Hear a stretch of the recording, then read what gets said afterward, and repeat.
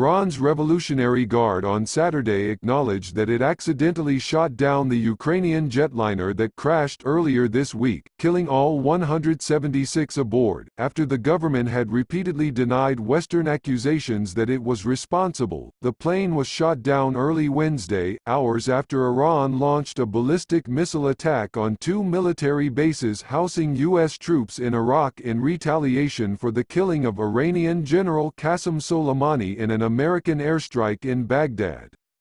No one was wounded in the attack on the bases. Gen. Amir Ali Hajizadeh, the head of the Guard's Aerospace Division, said his unit accepts full responsibility for the crash. Leaders of a U.S. Army Reserve unit that controls thousands of soldiers across the western United States have mishandled at least 2 sexual assault complaints by not referring them for outside investigation, according to victims, their advocate, and documents obtained by the Associated Press. Amy Braley Franck, a civilian victim advocate with the 416th Theater Engineer Command, provided the AP with documents that showed the command launched internal investigations into at least 2 complaints rather than refer them to the Army's Criminal Investigation Division as required by military policy and federal law. In a third case, they placed an alleged victim on a firing range with someone she had accused of sexual harassment, causing her to fear for her safety. Commanders also have failed to hold monthly sexual assault management meetings, as required by DoD policy since 2006.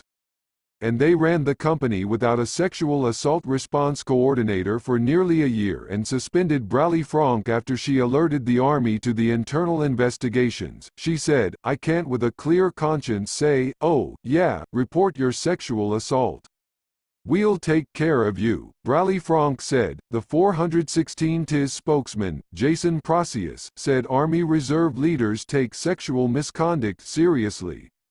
He declined further comment, saying the matter was under investigation.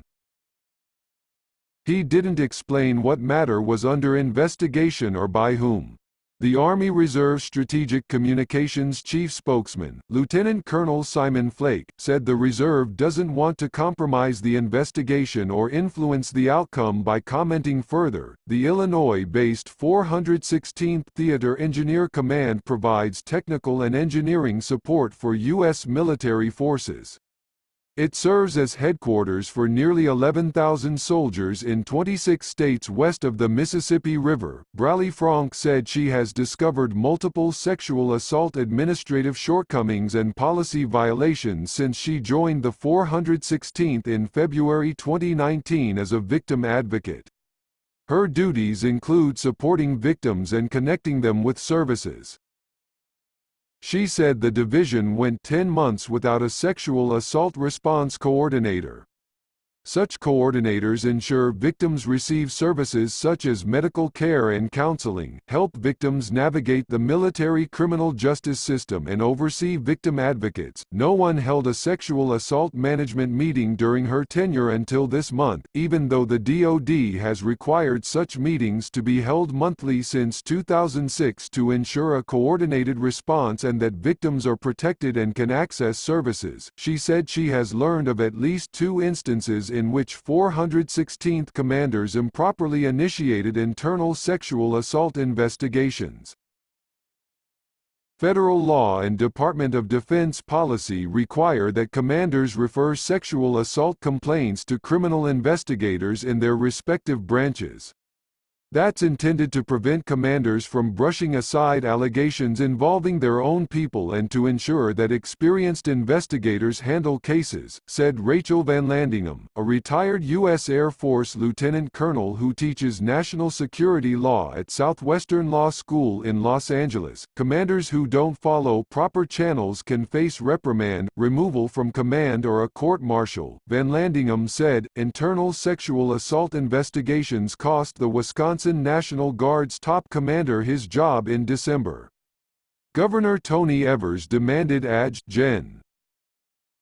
Donald Dunbar resign after a federal investigation determined he had been launching internal probes rather than forwarding complaints to the National Guard Bureau. In the first 416th case, Captain Joseph Runke of the 739th Engineer Company within the 416th investigated allegations from two soldiers that a male specialist had sexually assaulted a female private during a lunch break at the company's base in Granite City, Illinois, in September 2017 and again outside the woman's workplace in Springfield, Illinois, the following April. In a memo Braley Franck provided to the AP, Runke wrote that the woman told him both encounters were consensual, adding that the specialist's tenure was almost up and trust would improve once he was gone. Under DoD policy and federal law, Army criminal investigators should have conducted the investigation. The second case involves SPC Sarah Joachimsthaler. The AP usually doesn't identify sexual assault victims, but Joachimsthaler gave permission to use her name. She told her commanders that a sergeant repeatedly touched her leg during a car ride in March 2019 and groped her a month later while using her to demonstrate how to tie a rope around someone. She said her commanders did nothing. Lieutenant Anthony Perkins, her unit's executive officer, wrote in a memo that he notified his commander in April about Joachimsthaler's allegations and was told the commander would take care of it. In the memo, which Joachimsthaler shared with AP, Perkins wrote that he reminded his commander that he had to report such complaints, but the commander refused to do anything and warned Perkins to back him up or he would be removed. Joachimsthaler took her complaints to the 416 TIS Inspector General but said she felt that office's investigator, Major John Hill, tried to minimize her allegations. She told him in June that she wanted to take her complaints elsewhere.